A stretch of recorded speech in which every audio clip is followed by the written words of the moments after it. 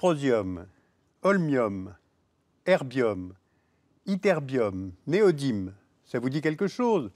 Mais si vous connaissez, vous en faites usage tous les jours dans vos smartphones, dans votre voiture ou tout simplement en allumant une lampe. Eh bien aujourd'hui, je vais vous parler des terres rares, ces substances qui posent un très grand nombre de questions à l'échelle de la planète et des questions qui dépassent largement les utilisateurs que nous sommes. Regardez ces cailloux. Vous voyez là de l'herbium, là c'est du thulium, du cérium, du néodyme, du samarium. Ce sont des terres dites rares, mais en réalité ces minéraux ne sont pas rares, mais ils sont très dispersés dans l'écorce terrestre, géographiquement et géologiquement. Donc ils sont difficiles d'accès. Et si vous vous souvenez à l'école avoir appris le tableau périodique des éléments, c'est dans ce tableau que l'on trouve ces fameuses terres rares, soit les 15 lanthanides, plus le scandium et l'yttrium. Alors, qu'est-ce que ces substances ont de particulier et pourquoi sont-elles stratégiques aux yeux des États? Les terres rares ont tout d'abord été utilisées dans l'armement, par exemple pour les pièces d'artillerie ou le guidage balistique, et depuis quelques années, elles participent au développement des nouvelles technologies, et en particulier les technologies vertes.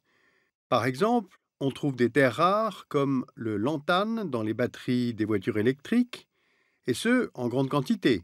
La batterie de la Prius de Toyota contient environ 10 kg de lantane. On trouve de l'yttrium dans les luminophores des télévisions à écran plat ou encore dans les pots catalytiques. On utilise le cérium dans le secteur de l'optique pour le polissage du verre, le gadolinium pour l'imagerie médicale car c'est un agent de contraste. On fait une injection de gadolinium aux personnes qui passent une IRM. Le néodyme, lui, sert à fabriquer des aimants permanents pour certaines éoliennes, bien plus puissants que les aimants à base de ferrite. Or, on le sait, l'électricité produite à base d'éoliennes est en très forte hausse dans le monde. Enfin, le terbium est utilisé dans la fabrication des ampoules à basse consommation et des LED. Or, le marché des LED, lui aussi, explose dans le monde. Donc, si on veut continuer à améliorer les performances de nos écrans, de l'optique avancée, de l'électronique de pointe, on a besoin de ces terres rares.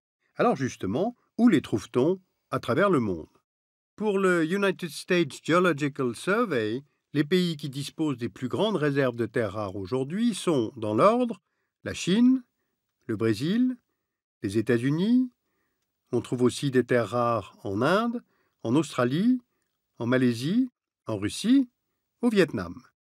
Or, il existe une grande incertitude autour des estimations des réserves de terres rares dans le monde, car tous les gisements n'ont pas forcément encore été découverts ou mis en exploitation, mais aussi parce qu'il s'agit de ressources stratégiques autour desquelles les États entretiennent une certaine opacité.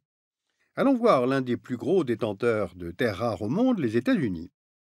Ce pays détient les 3e réserves mondiales et il a été le premier producteur jusque dans le milieu des années 80. On voit ici la mine de terres rares de Mountain Pass, située en Californie, à la frontière du Nevada. Et elle a été fermée en 2002 du fait des dégradations environnementales que provoque ce type de mine, mais surtout du fait de la perte de compétitivité de la production américaine par rapport à la production chinoise, beaucoup moins chère. Or, la Chine a aujourd'hui acquis une position de quasi-monopole dans la production de terres rares. Comment a-t-elle procédé? En 1927, les Chinois découvrent les immenses gisements de terres rares situés en Mongolie intérieure, à Bayan-Obo. Ces gisements ne connaissent un début d'extraction significative que dans les années 1980, avec les réformes économiques engagées par Deng Xiaoping. Et avec le programme 863, la Chine place l'extraction de ces gisements de terres rares dans une stratégie de long terme, et ce, en 3 phases. Premièrement, en bénéficiant d'une main-d'œuvre bon marché et en étant indifférente aux conditions sociales et environnementales, la Chine vend ses minerais à bas prix durant des années. Ainsi, elle asphyxie progressivement les autres producteurs, en particulier les Américains, tout en profitant des apports en devises étrangères grâce à la vente de ces minerais. Deuxième phase, le pays met en place une stratégie de remontée de filière qui vise à développer en Chine les industries qui utilisent ces mêmes terres rares. Enfin, troisième phase, la dépendance et la demande étant plus grandes encore, Pékin impose des quotas et des taxes sur les exportations de terres rares. avec triple avantage pour la Chine: préserver ses ressources à long terme, faire monter les prix et lutter contre la pollution extrême générée par l'activité. Eh bien voilà comment la Chine a supplanté les États-Unis au rang de premier producteur de terres rares, pourquoi aujourd'hui 87% de la production mondiale provient de Chine, alors que ce pays ne détient que 40% des réserves connues, et comment elle a su instaurer un rapport de force avec ses clients américains, japonais ou européens. Ceux-ci ont déposé une plainte contre les mesures chinoises auprès de l'organe de règlement des différends de l'Organisation mondiale du commerce, qui en mars 2014 a donné raison aux plaignants. Résultat, au début de l'année 2015, la Chine a annoncé la suppression des quotas sur les terres rares. Eh bien, ce sont tous ces éléments qui aident à comprendre la restructuration actuelle du marché des terres rares et les tensions qui en découlent. Et compte tenu de leur importance économique, les terres rares peuvent évidemment être utilisées à des fins politiques. Eh bien, prenons un exemple. Allons du côté de la mer de Chine. L'archipel que vous voyez sur la carte est revendiqué à la fois par la Chine, qui nomme ces îles les Tiaoyu, et par le Japon, qui les appelle Senkaku. En 2010, un bateau de pêche chinois entre en collision avec des gardes-côtes japonais au large de ces îles, et l'équipage est arrêté par les autorités japonaises. Eh bien, cet incident débouche sur une crise diplomatique entre la Chine et le Japon. Selon Tokyo, la Chine aurait stoppé l'exportation de terres rares vers le Japon en guise de représailles, ce que les autorités chinoises, évidemment, ont démenti. Alors, face au quasi-monopole de la Chine sur la production de terres rares, les pays occidentaux cherchent tous, depuis quelques années, à réduire leur dépendance et à trouver d'autres sources d'approvisionnement. Actuellement, 2 projets d'exploitation de grande envergure sont en développement. Aux États-Unis, avec la reprise de l'exploitation de Mountain Pass en Californie, et en Australie, où la mine de Mount Weld est en fort développement de production. Il y a aussi de nombreux projets qui sont développés sur le continent africain, et on trouve également 2 nouveaux venus un peu inattendus. Tout d'abord, le Groenland.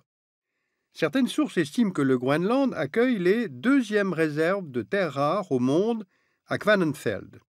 C'est pourquoi ce territoire, sous souveraineté danoise, intéresse particulièrement les Européens, encore faut-il que ces affirmations s'avèrent exactes. Mais depuis 2009, la gestion des ressources minières de ce territoire est du ressort du gouvernement autonome du Groenland. Or, il est en conflit avec l'Union européenne en ce qui concerne la chasse des phoques pour leur fourrure.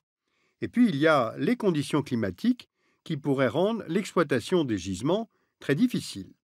Maintenant, dernière estimation à évoquer, les ressources détenues en Corée du Nord, pays que l'on ne place finalement jamais sur l'échiquier des échanges internationaux.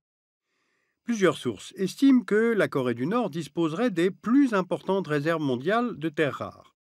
Le site de Jongju que vous voyez là sur la carte abriterait 216 millions de tonnes d'oxyde de terres rares, soit le double des réserves mondiales actuellement connues. Alors si cette estimation se révèle exacte, cela vient évidemment bouleverser les équilibres géopolitiques régionaux. Plusieurs acteurs sont intéressés, parmi lesquels évidemment la Chine. En 2012, l'entreprise d'État sud-coréenne Korea Resource Corporation a indiqué que des contacts avaient été pris avec la République populaire démocratique de Corée pour l'exploitation conjointe de gisements nord-coréens. Et en 2013, la compagnie SRE Minerals a annoncé la création d'une joint venture avec une entreprise d'État nord-coréenne en vue d'exploiter les gisements de Jongju. Eh bien, ces chiffres sont à prendre avec beaucoup de prudence, car les enjeux sont immenses et les manipulations possibles. Voilà, j'ai voulu vous donner une définition précise de ce terme de terres rares, des substances qui ne sont pas rares, mais très dispersées dans les couches géologiques de notre planète. On mesure bien ainsi à quel point cette question est mondialisée et au cœur des rapports de force entre États. Et puis on mesure aussi à quel point nous en sommes désormais dépendants au travers de tous ces nouveaux objets quotidiens.